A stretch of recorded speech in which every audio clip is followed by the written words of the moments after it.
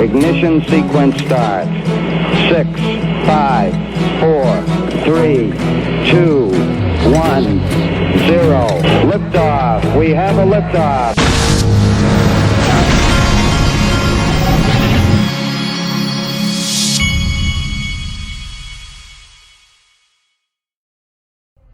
Hey everybody, this is the Digital Asset Investor, and I did travel ball all week. I was up in Atlanta, and we were, many of you may be familiar, we were playing travel ball at up there in Marietta, Georgia, which is like a baseball mecca. Well, that's a suburb of Atlanta.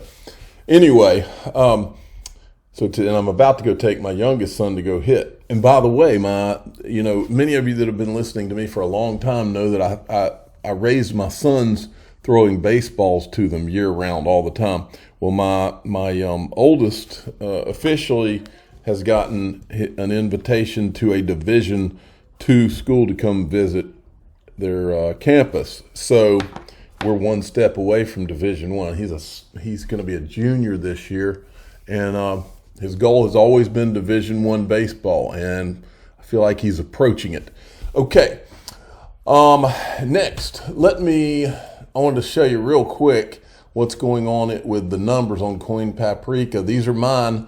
Let's see who's done the best. Looks like CeeLo has done the best over the last 7 days. What I love about this is I have my own list here, and I can go to return rates, and it'll show me what's happened on the year. Let's see who's done the worst on the year. Worst performance is Theta. So these are the ones I would be focused on buying personally. Who's done the best on the year would be Ethereum and then Quant. Okay, for the quarter, let's see here. The worst would be CeeLo. The best would be Quant for the quarter. So Quant rising. Why would anybody buy Bitcoin when you can buy Quant? I don't get that. Now, this video was brought to my attention by Rob Licker, who is a great guy. He's old school, been around XRP for a long time. This was said at the Global Investor Conference at Link2. Talked a bit about and the guy that's speaking, I believe his name's Jared Kenna. This is the guy who actually introduced Chris Larson to Jed McCaleb back in the day. Listen to what he says. And also, I think this woman right here was with Accenture when they invested in Ripple. I'm pretty sure. Outcomes for Ripple. And, is it, will that be the new Swift? Or will some bank come along and try to acquire the whole thing? Two most likely scenarios. Either way, good for equity holders. I mean, don't get me wrong, I'm not excited about Chase buying it for $300 billion or whatever the number is, but it'd be a good return for anybody that's holding. I would prefer if it does become a dominant platform. I wanted to show you that just so you understand. We talk Ripple IPO all the time, but Ripple buyout, which is a thumbnail, Ripple buyout, that's all. Those kind of things are always an option. That could happen.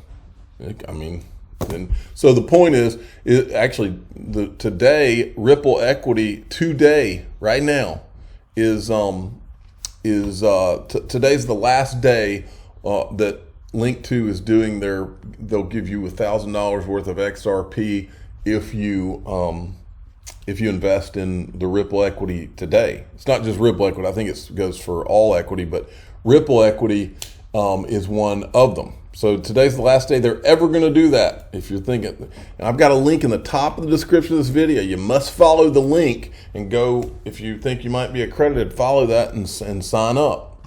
You can find out.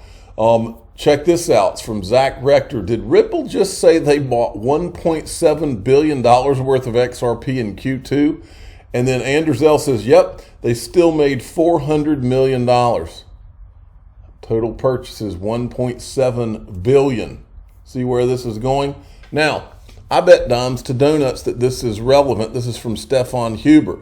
We're so focused on Hinman and Simpson Thatcher that we sometimes completely forget who Clayton's employer actually represented just before that honorable chairman filed the lawsuit against Ripple. This is his firm. They were advising Galaxy Digital, and they're also advising consensus and on their Quorum Enterprise blockchain platform from JP Morgan. Their purchase, I think when they acquired it, right? Okay, moving along. Now, John Deaton was on the warpath yesterday. He did 2 long threads. The William Hinman conflict of interest. How bad was it? For over a year, I wouldn't accuse Hinman of violating the law. I only maintain that he may have, and that the appearance of impropriety deserved an investigation. Since then, however, we've learned that Empower caught the SEC in a lie trying to cover up the issue. The SEC claimed there were no emails or documents responsive to Empower's FOIA request. Empower sued the SEC in federal court and discovered that there are in fact emails related to the conflict. And then here he says, after reading those emails, it is obvious that Hinman was in violation of the criminal financial conflict. Okay, that's a thumbnail. Criminal financial conflict. I'm writing this down, sorry. Okay, now, as you go down here, I'm not going through this whole thread, but I want to go down here and show you this. Hinman was being paid pursuant to his then profit-sharing arrangement while he was working at the SEC. In a financial arrangement like Hinman's, strict criminal conflict laws are in effect. And down here he says, the criminal conflict laws are violated if you allow even the appearance of impropriety to exist. The law is violated even if there's no actual impropriety. When you are an active profit-sharing partner at your law firm, you are not allowed any contact, no emails, no calls. So he's got him. This dude, this all comes down to whether our country treats only prosecutes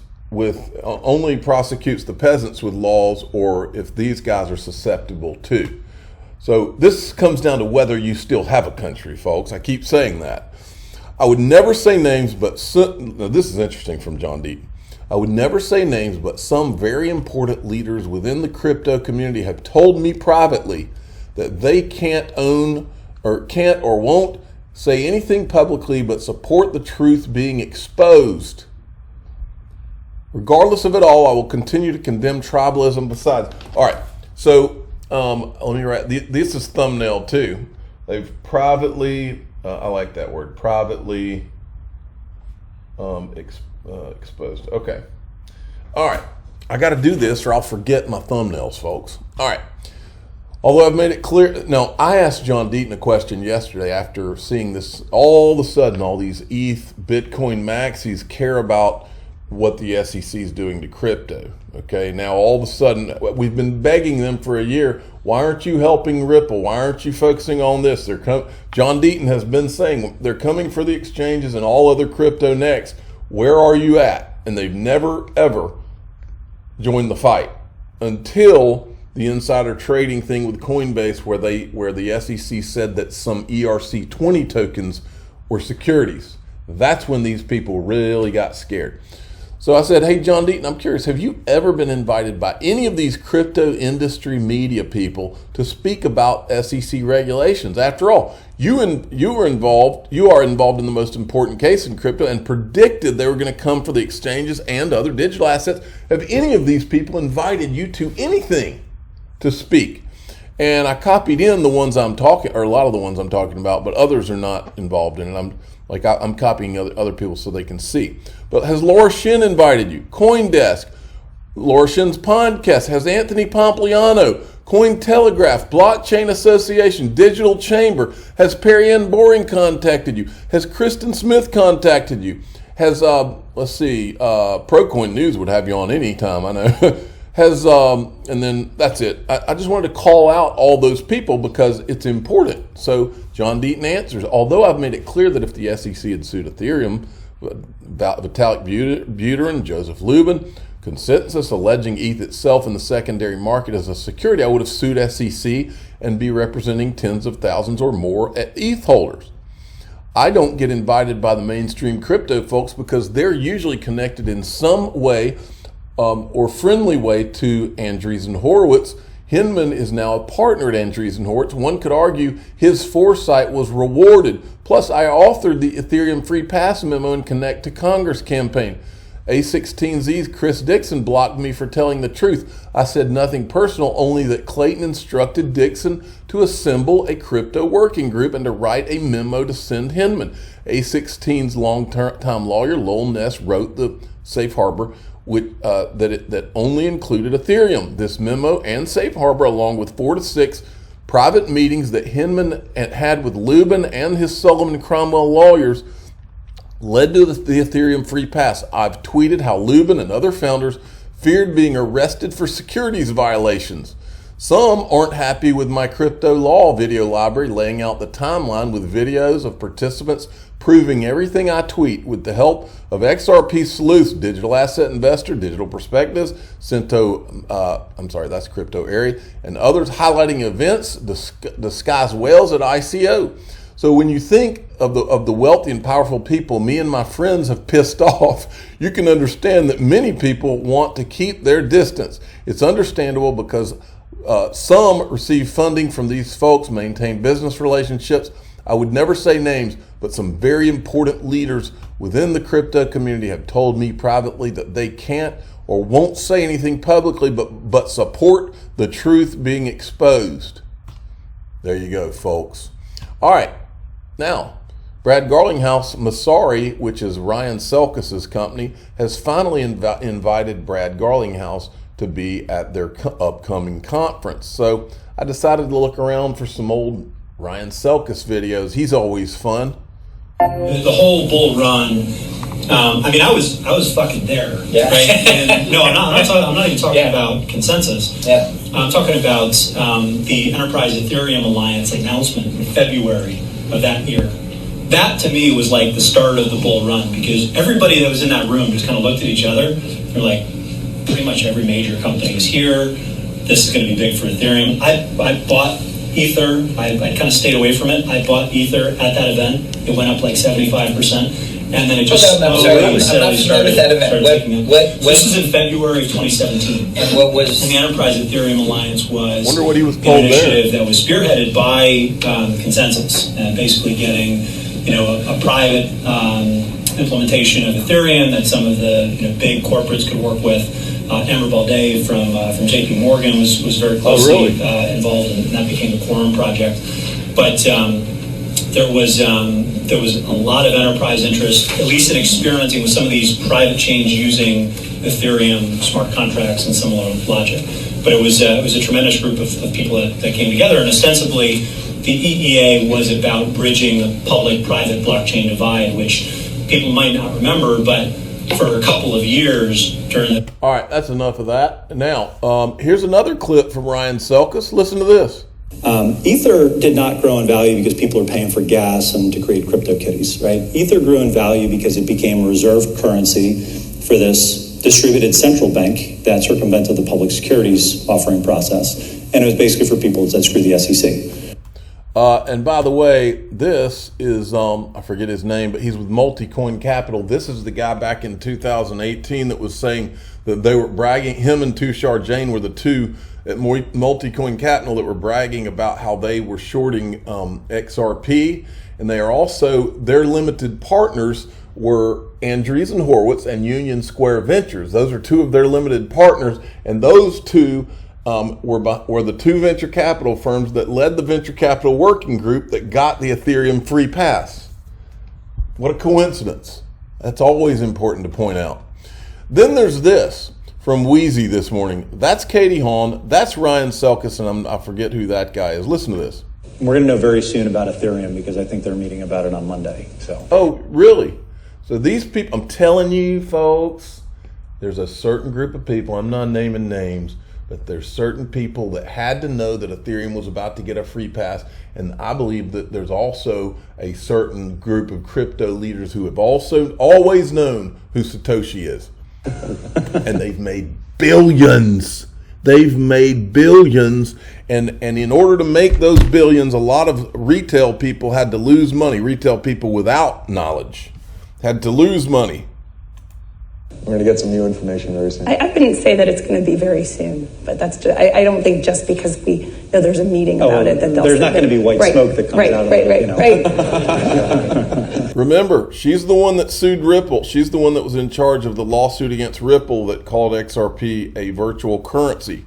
She is also the one that was investigating Silk Road, and she was working hand in hand with several agencies, including Homeland Security. And Homeland Security is the one who says that they met with the 4 Satoshis. So I tweeted this out.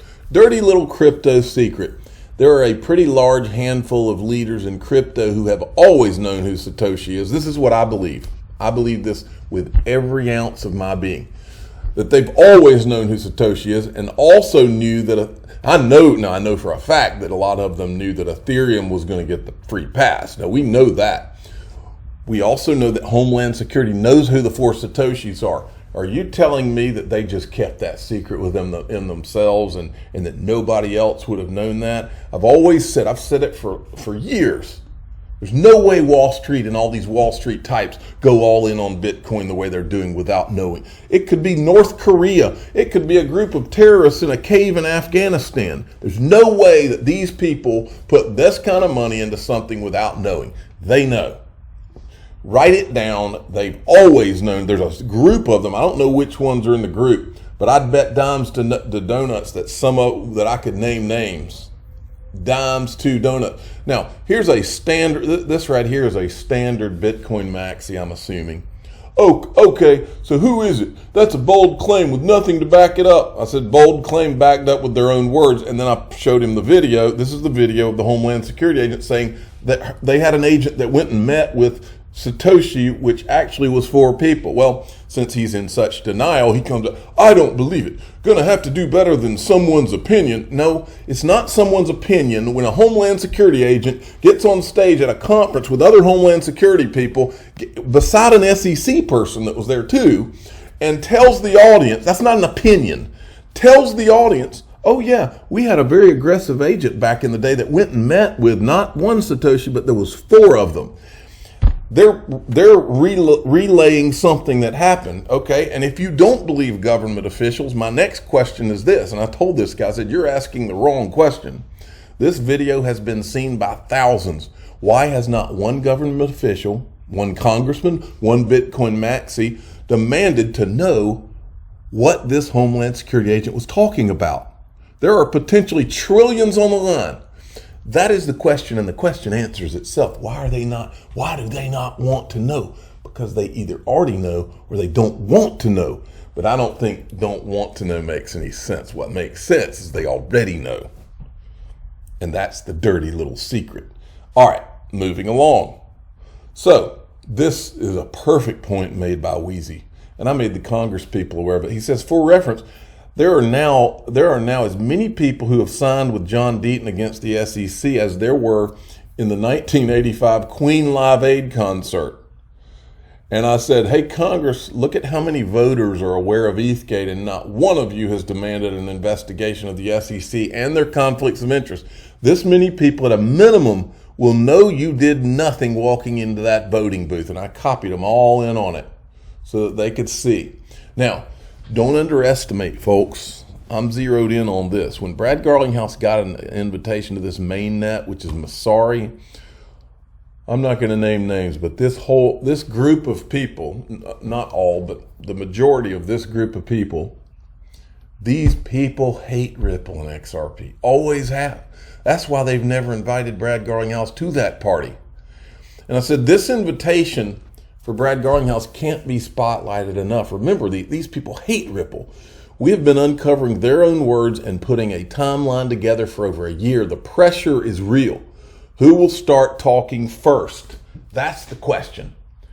And I'm telling you, folks, I see people make comments all the time. Oh, it's just tweets. Nothing's happening. No. You're wrong. You couldn't be more wrong if that's your opinion of what's been done with this decentralized justice. If you were there from the start, which I was, we've been uncovering this stuff, and let me tell you, it's a cascading effect, and you can see the pressure, and it's coming from all. This is like a garden hose that's got holes in it. When that water starts going through the garden hose, and the force is more and more and more, and all of a sudden you start seeing water squirting up out of the sides where the holes are, folks. And this thing's got holes everywhere.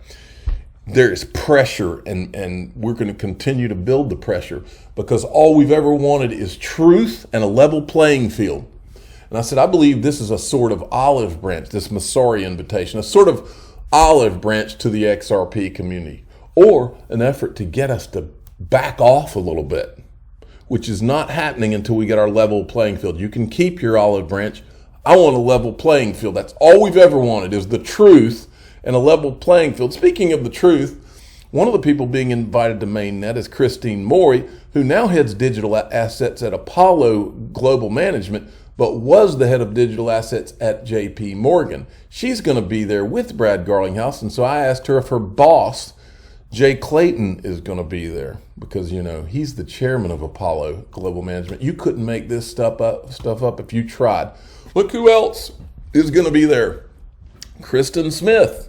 She runs the Blockchain Association. Yes, that's the same Blockchain Association, quote, crypto industry group, trade group, that has never done anything to support Ripple since this lawsuit began. But now they're all over it, because they're all over the SEC now, but not on Ripple's behalf. I said, awesome, Kristen Smith, Blockchain Association. Maybe you can explain to Brad Garlinghouse why your crypto industry group has done nothing to support Ripple in their SEC case while you're there.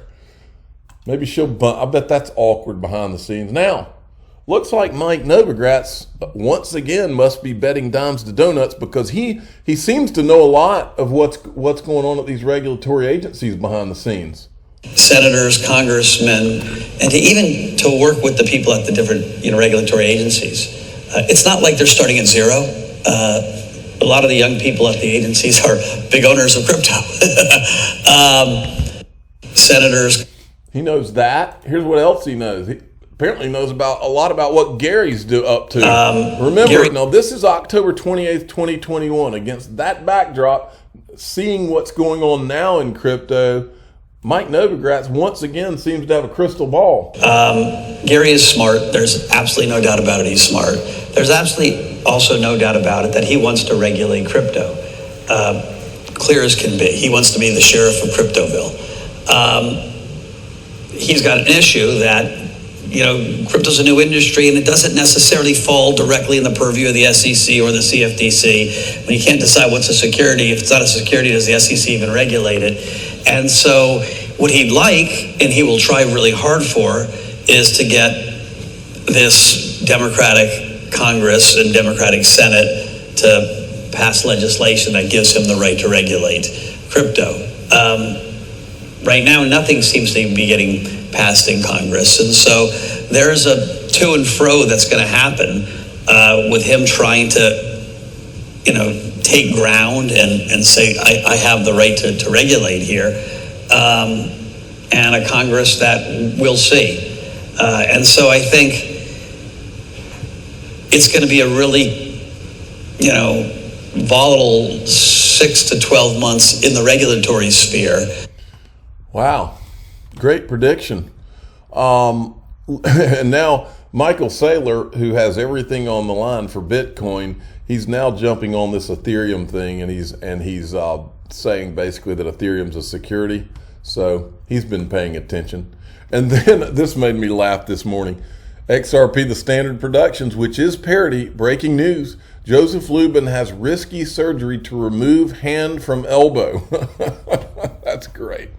I'm the digital asset investor. I'm not an investment advisor. This is for entertainment purposes only. Please subscribe, hit the like button, tell your friends and family that Joseph Lubin is having emergency hand from elbow surgery. Thanks for